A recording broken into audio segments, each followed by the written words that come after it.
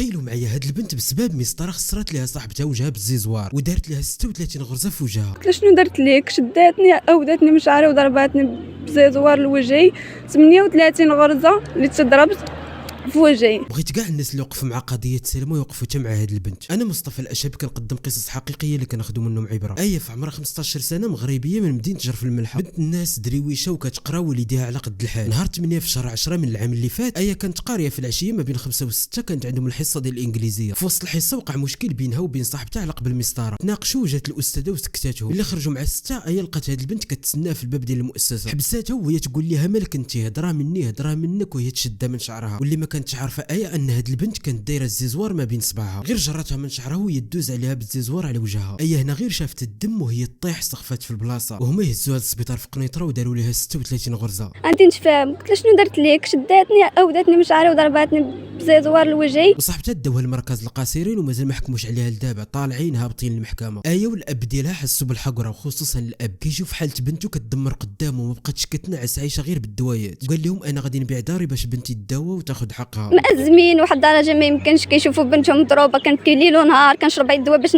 نسكت. بغيتكم كاملين تحسوا وديروا اختكم ولا بنتكم وتفاعلوا مع القصه ديالها وبارطاجيوها باش تولي قضيه راي عام، لان البنت في هذا السن هذا ويمشي لها وجهها راه صعيبه بزاف. واش ما لاحظتوش باللي هاد الجرائم ديال الضرب في الوجه ولات كثيره؟